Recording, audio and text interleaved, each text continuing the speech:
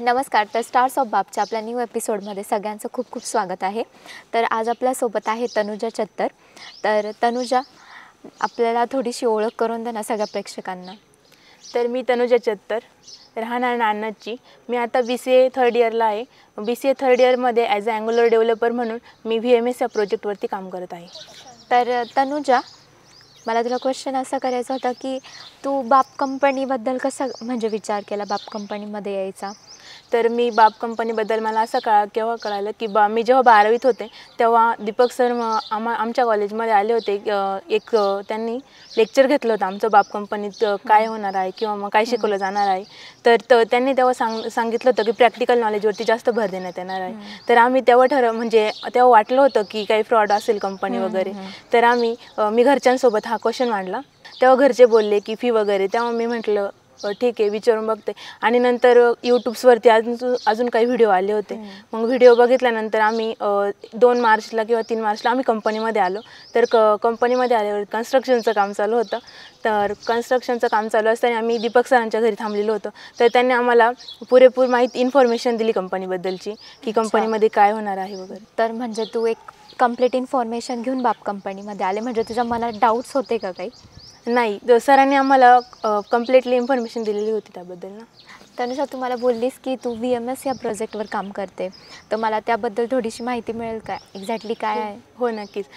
VMS हा vendor management सिस्टीमचा project आहे. तर हा लाईव्ह प्रोजेक्ट आहे क्लायंटचा, USचा. तर त्या प्रोजेक्टमध्ये मी अँग्युलर डेव्हलपर म्हणून वर्क करत आहे as a front end developer. Tanuja, तू बोलली आता VMSवर आपण VMSची माहिती पण घेतली.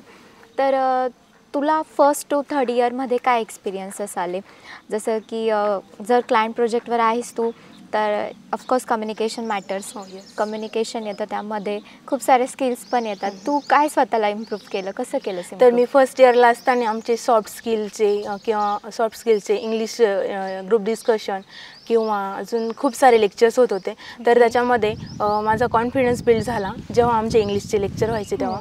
देन सेकंड इयरला असताना मी इंटरनल प्रोजेक्टवरती काम केलं. ERP किंवा URP असेल, CRM असेल आणि हेल्थकेअर अशा प्रोजेक्टवरती मी काम केलं. आणि आता थर्ड इयरला असताना मी एक्सटर्नल प्रोजेक्टवरती वर्क करते. USच्या प्रोजेक्टवरती काम करते मी ॲज अ अँग्युलर डेव्हलपर म्हणून. मग तू स्वतःला खरंच असं कॉन्फिडन्स आला आहे तुझ्यामध्ये असं तुला वाटतं का? हो, नक्कीच. कारण की जेव्हा मी एक्सटर्नल प्रोजेक्टवरती आले तेव्हा मला कळालं की इंग्लिश कम्युनिकेशन्स कसं असतं किंवा टीमवर्क कसं करायचं हे मला कळालं तेव्हा. आणि माझा कॉन्फिडन्स बी तेव्हाच बिल्ड झाला जास्त. कसं असतं, कारण कॉन्फिडन्स मुलांमध्ये कमी असतो. आणि आपल्याला एक कमी वयामध्ये खूप साऱ्या मोठ्या मोठ्या गोष्टी फेस करायला लागल्या की आपण म्हणजे कमी पडतो, आपल्याला असं वाटतं. आणि तुम्ही एवढ्या कमी एजमध्ये क्लायंट प्रोजेक्ट मीटिंग्स वगैरे हँडल करतात म्हणजे खूप मोठी गोष्ट आहे. म्हणून मला एक्सपिरियन्स विचारायचा होता. तनुजा, तू बोललीस की तू नान्नजची आहे. तर जवळ आहे नान्नज टू पारेगाव. जसं मुलं स्वप्न बघतात की मला IT मध्ये काम करायचं आहे, पुणे मुंबईसारख्या ठिकाणी जायचं आहे. बट तुला हा बेनिफिट झाला की तू तुझ्या घरापासून जवळ IT कंपनीत काम करते. तर तुला याबद्दल काय वाटतं?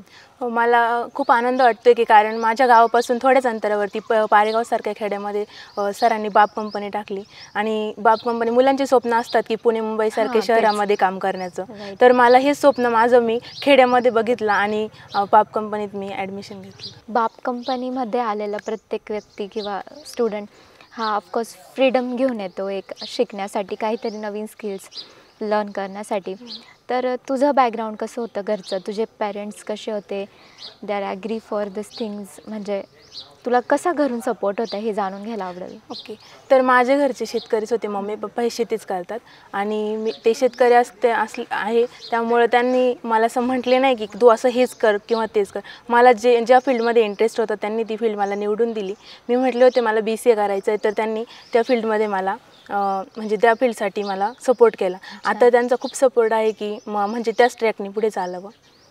मग तुझ्या म्हणजे फॅमिली बॅकग्राऊंडमध्ये बिझनेस तुमचा काय किंवा नाही, शेतीच करतात मम्मी पप्पा. ओके.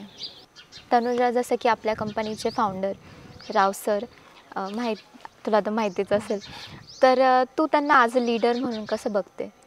तर मला वाटलंही स्वप्नातही वाटलं नव्हतं की फाउंडर आपल्यासोबत बसून काम करतील. मी जेव्हा कॉलेज किंवा शाळेमध्ये होते तर तेव्हा ते प्रिन्सिपल मला एखाद्या इव्हेंटपुरतेच दिसायचे.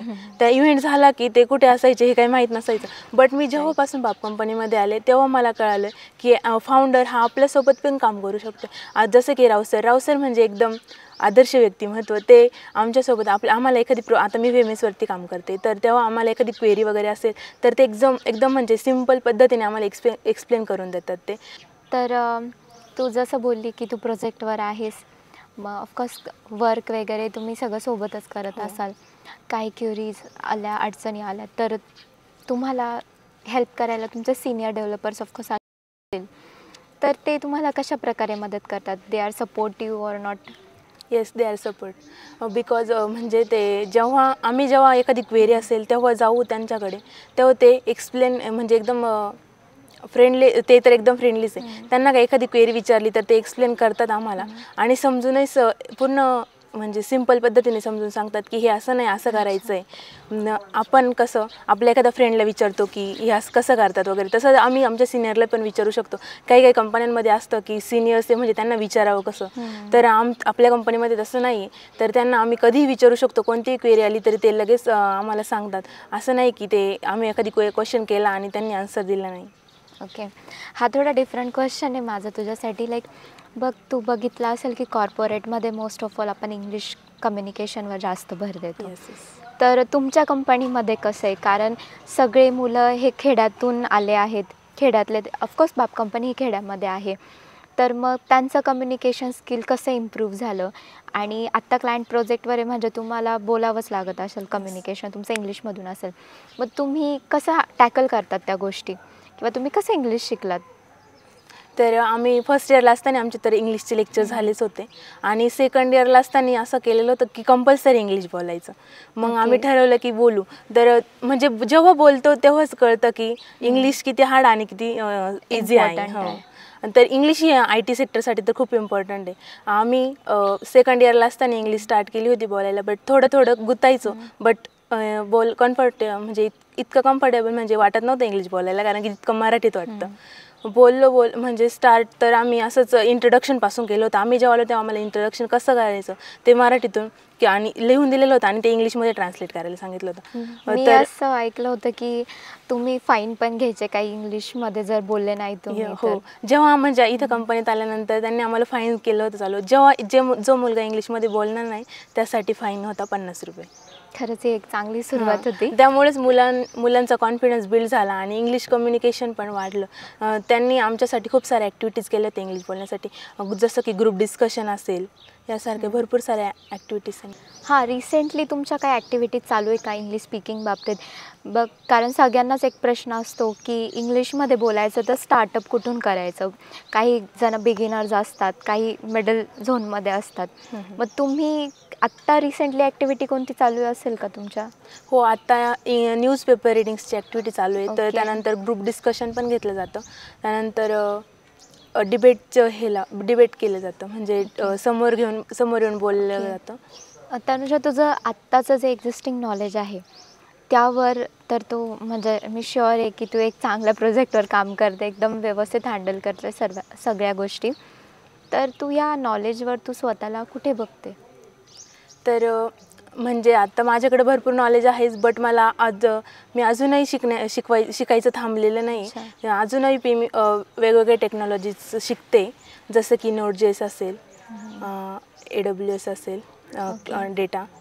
माझी अँग्युलर टेक्नॉलॉजी परफेक्ट झाली आता आणि मी Node.js टेक्नॉलॉजी सुरुवात केली, शिकण्यासाठी सुरुवात केली. मी नॉलेज घ्यायला थांबवलं नाही. मी आता म्हणजे असं म्हणता ना की एक टेक्नॉलॉजी परफेक्ट झाल्यावरती तर बस इतकं स्टॉप करता काही. हो, तर मी शिफ्ट केले दुसऱ्या टेक्नॉलॉजीसाठी. मी बाप कंपनीसाठी खूप थँकफुल आहे की त्यांनी खूप साऱ्या संधी उपलब्ध करून दिल्या.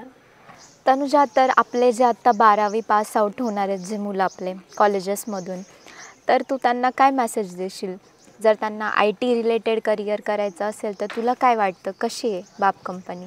तर बाप कंपनी हा त्यांच्यासाठी उत्तम पर्याय आहे, कारण की जे 12वी पासआउट मुलं होणार 12वी पासआउट होणार आहे ते मुलं, त्यांना जर IT मध्ये करिअर करायचं असेल तर बाप कंपनी हा त्यांच्यासाठी उत्तम पर्याय असेल, कारण की तो प्रॅक्टिकलवर जास्त भर दिला जातो. पुस्तकी ज्ञान घेण्यापेक्षा प्रॅक्टिकल नॉलेजनी जास्त मजा येते असं मला वाटतं. कारण की सगळीकडे आपण बघतो की प्रॅक्टिकल नॉलेज आपण 12वीपर्यंत हे प्रॅक्टिकली थेरॉटिकली शिकलेलो असतो, बट प्रॅक्टिकल नॉलेज हे 12वी नंतर घेतलं की म्हणजे IT मध्ये हे प्रॅक्टिकल नॉलेजला जास्त इम्पॉर्टंट आहे. कारण की प्रॅक्टिकल नॉलेज असेल तरच आपण कोणतंही काम करू शकतो. जर प्रॅक्टिकल नॉलेजच नसेल तर आपण फक्त इंटरव्ह्यू क्रॅक करू शकतो, बट पुढे गेल्यानंतर आपण काही करू शकत नाही. बाकी इझी जातं आपल्याला सगळं प्रॅक्टिकल नॉलेजच्या बेसवर. तनुजानी आपल्याला एक खूप छान मेसेज दिला आहे, जसं की 12वी पासआउट झालेल्या मुलांसाठी बाप कंपनी ही अशी कंपनी ज्याच्यात प्रॅक्टिकल नॉलेजवर जास्त भर दिला जातो. जसं की आपण मागचे एपिसोड्स पाहिले असतील की खूप साऱ्या मुलांनी त्यांचा अनुभव सांगितला आहे की प्रॅक्टिकल नॉलेज हे बेस्ट आहे थिअरॉटिकलपेक्षा. ऑफकोर्स थिअरॉटिकल पण हे इम्पॉर्टंट आहे, पण प्रॅक्टिकल करून जे आपण पुढे जातो आणि जे ह्या तनुजासारख्या मुलं पुढे गेलेत, हे खरंच एक वेगळी डेव्हलपमेंट आहे, ते पण पारेगावसारख्या ठिकाणी. तनुजा, मला तुला भेटून खरंच खूप आनंद झाला तुझी मुलाखत घेऊन, की रिअली ॲप्रिशिएटिंग टू युअर वर्क. की तुझं नॉलेज सगळंच मला असं भावलं आहे आणि आपल्या प्रेक्षकांना पण भावलंच असेल नक्कीच. तर 12वीमधून जे आत्ता मुलं सुटणार आहेत ते पण एक तुझा व्हिडिओ पाहायला ते पण विचार करतील की बाप कंपनीमध्ये जावं आणि तुमच्यासारखं नॉलेज घ्यावं. Thank you very much Tanuja. परत एकदा पुढच्या नवीन एपिसोडमध्ये अशाच एका नव्या व्यक्तिमत्वासोबत आपण भेटूया. तर तोपर्यंत धन्यवाद.